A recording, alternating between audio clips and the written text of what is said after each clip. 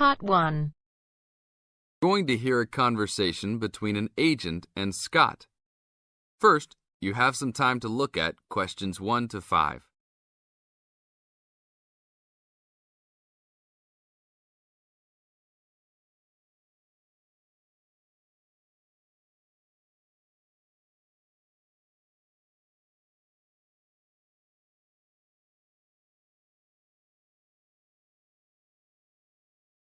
Now listen to the tape and answer the questions. Howdy, what can I do for you?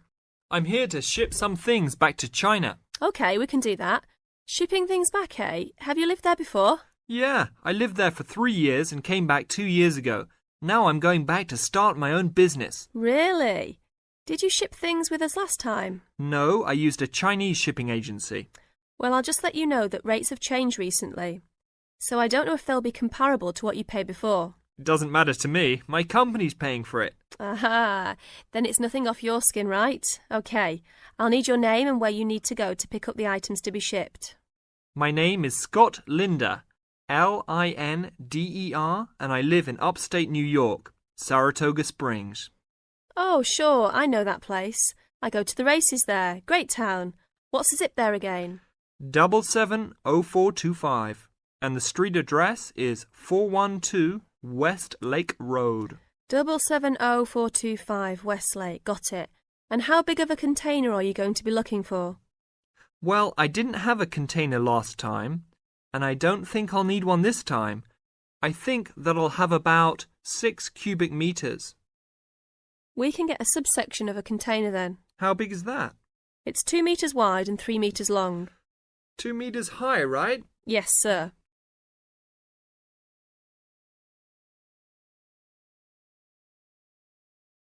Now look at questions 6 to 10.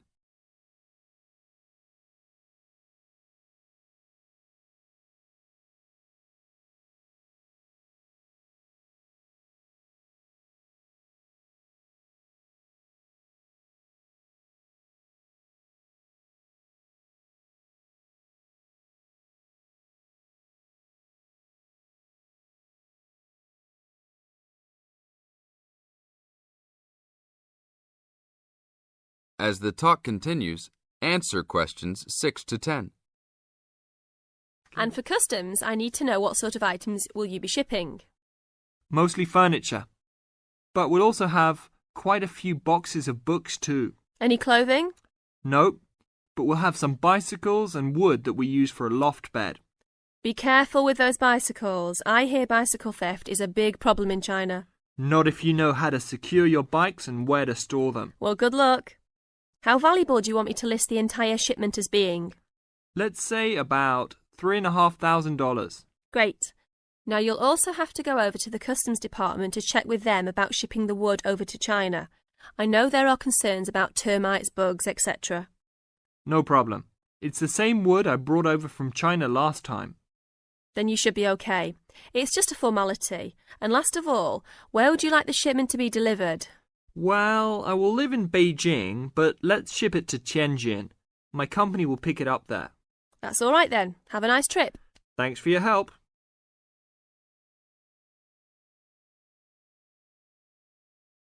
That is the end of part 1. You now have half a minute to check your answers.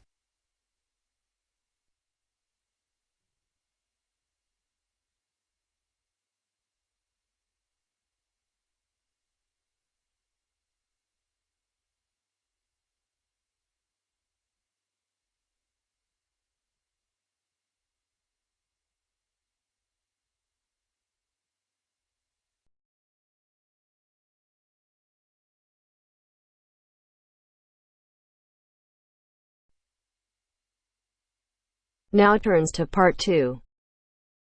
Part 2. You will hear a tour guide talking to her tour group. First, you will have time to look at questions 11 to 15.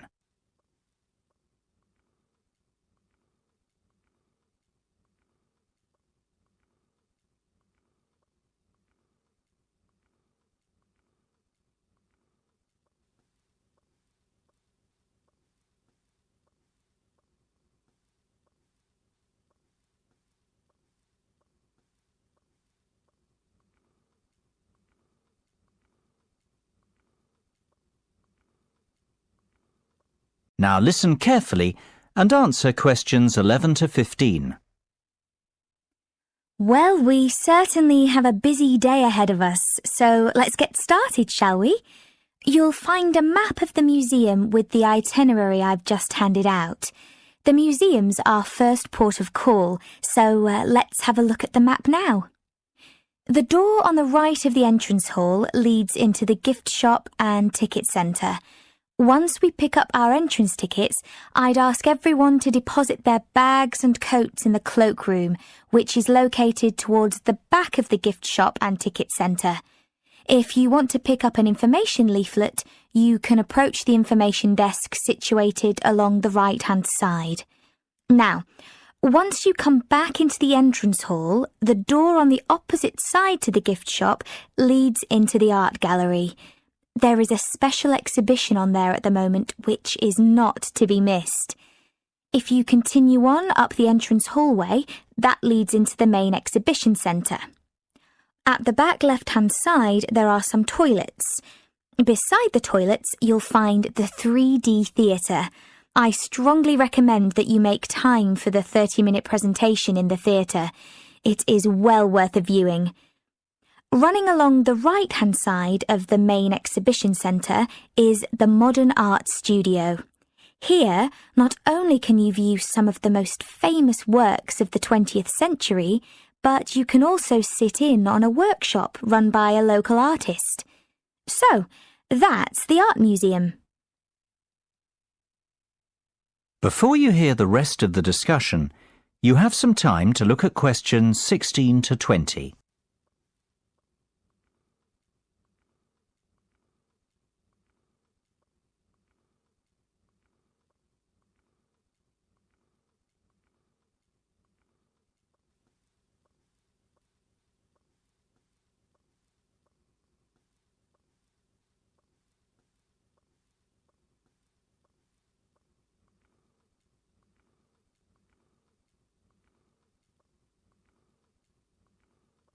Now listen and answer questions 16 to 20.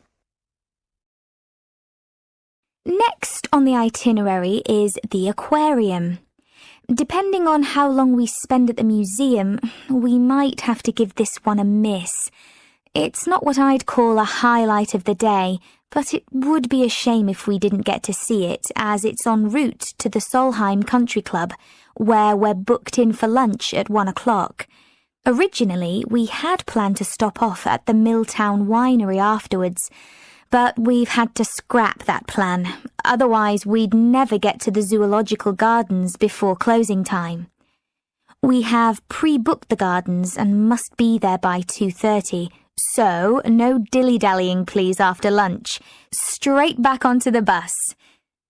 The gardens close at 3:30, so we've an hour there, which should give us ample time to look around.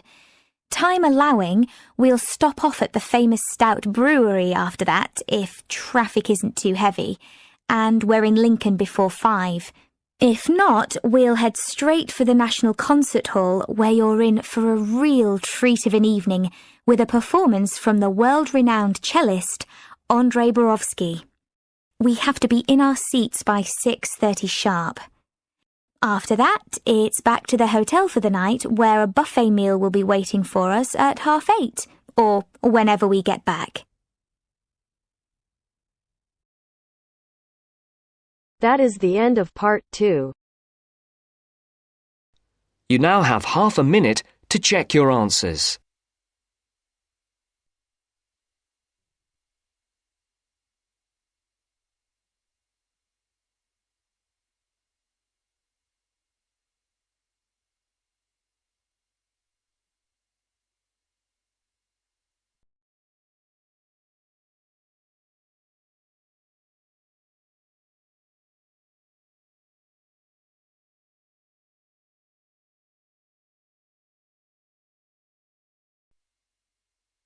Now turns to part 3.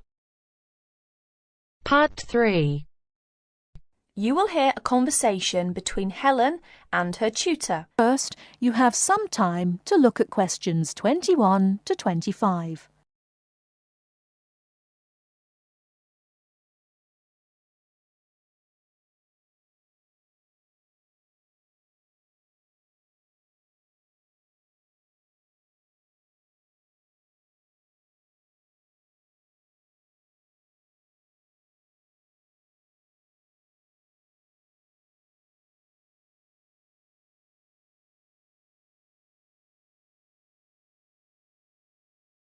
Now listen carefully and answer questions 21 to 25. Come in. Ah, it's you, Helen. What can I do for you? Well, it's about that essay on non-verbal communication. I'd like a bit of advice, if that's all right. By all means. That's what I'm here for. How can I help you? It's about that survey you asked us to carry out about body language. Oh, yes. I asked you to investigate what sort of touching is permissible between friends of the same sex and friends of the opposite sex. That's it. And then you wanted us to go on to compare the answers we obtained from people from our own culture with the answers of people from other cultures. Well, that shouldn't be too difficult. There are students here from dozens of cultures, including Asia and the Middle East. Go and ask them. That's the problem. I'm not sure how to word the questions. Before you hear the rest of the talk, you have some time to look at questions 26 to 30.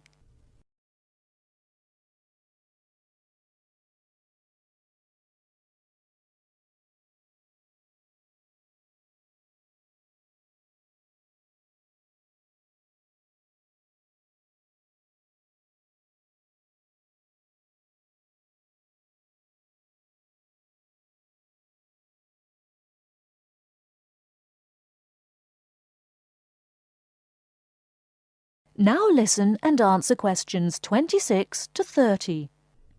Go and ask them. That's the problem. I'm not sure how to word the questions. I think I've got far too many. People don't want to be bothered answering them all. Is that the list of questions you have with you? Let's have a look. I see. Your basic idea is fine. You've got a checklist of the parts of the body we mostly use to touch people with, and a checklist of the parts of other people's bodies that we usually touch. But you don't have to go right through the list asking a separate question about each item. You can make your questionnaire much shorter if you ask open questions. Open questions? What are they? Sometimes we call them WH questions. What, when, where. Those are examples. Oh, I see. Yes, we learned about them in grammar. I hadn't realised how useful they'd turn out to be. I could just ask one open question about each subject and tick the answers I receive. That's right. Now, let's have a look at the list of parts of the body you're going to ask about. I see. You've got the head, arm and hand, and, oh, it's over the page, the back, leg and foot. What about the shoulder and the thigh? They're important areas, and there are some others you should include too. Oh, yes, of course. I was in a rush and forgot those. What about asking people how they feel about being touched? Surely it's hard for people to put that sort of feeling into words. Yes, you're right. That's why it's essential to work out a rating scale for each response. Can you tell me a bit about how to use rating scales? Well, there's no way to measure how strongly a person feels about something, of course. All we can go on is what they report about their feelings. So what we do is offering them choices of ways to express how they feel. Very strongly, strongly, or not at all. That would be an example of a rating scale. In this case, as your survey is only a small trial sample, I suggest you use that 3-point rating scale I've just described. Very strongly, strongly, or not at all. That'll be enough to enable you to draw some broad conclusions. You may go on to refine your survey later if you decide to specialise in the study of non-verbal aspects of behaviour. Thank you. I'm much clearer now. Could I ask you one last question?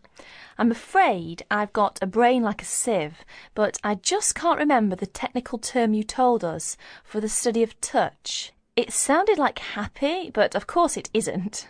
Oh, you mean haptics. Haptics. Of course, haptics. That's it. Happy to be of service. That is the end of part 3. You now have half a minute to check your answers.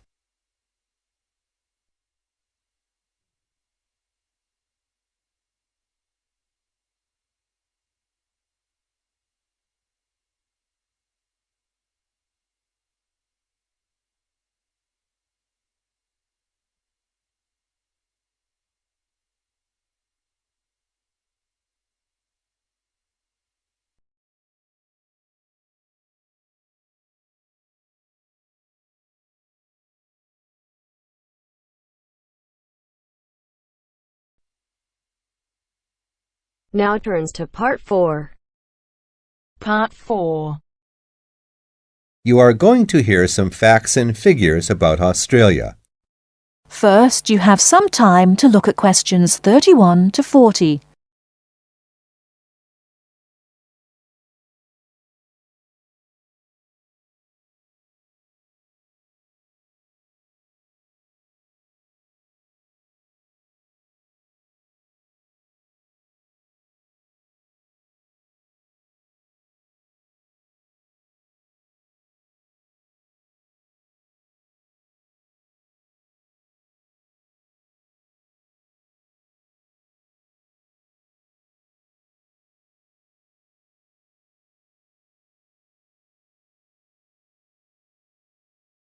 Now listen carefully and answer questions 31 to 40.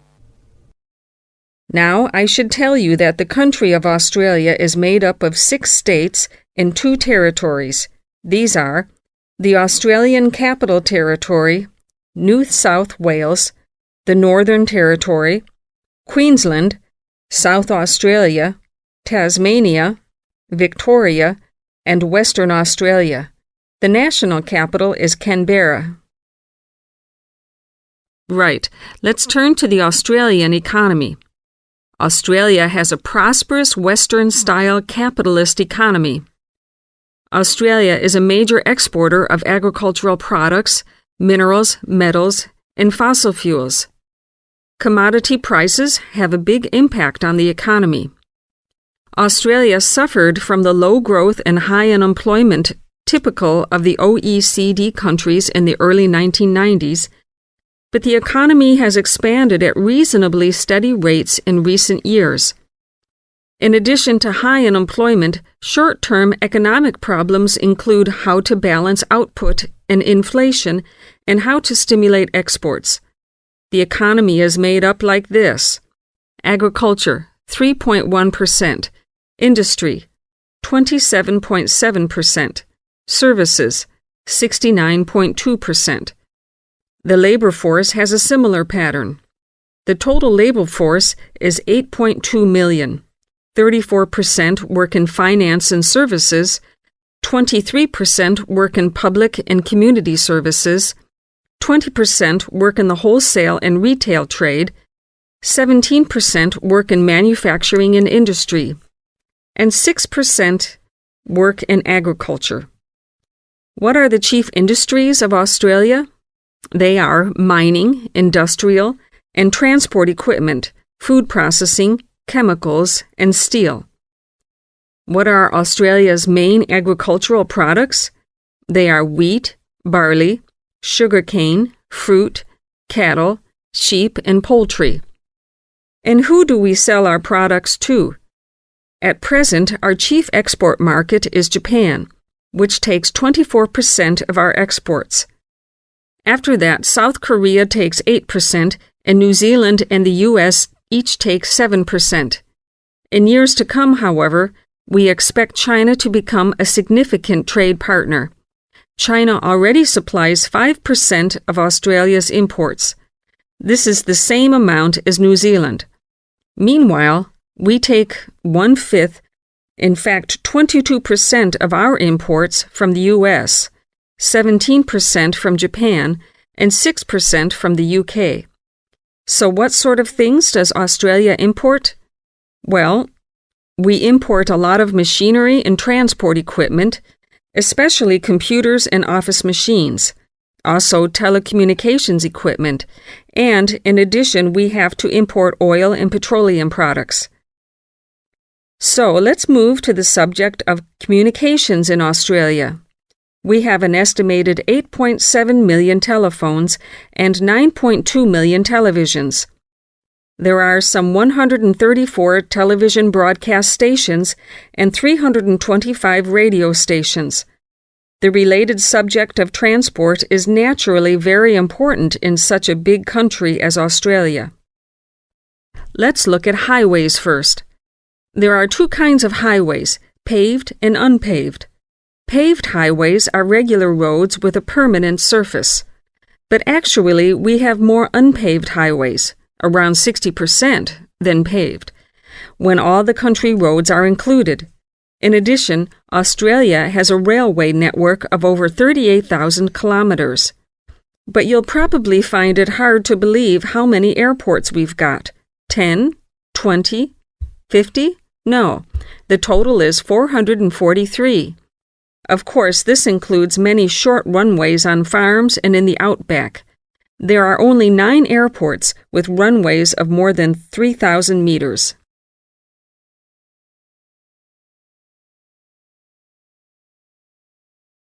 That is the end of part 4. You now have half a minute to check your answers.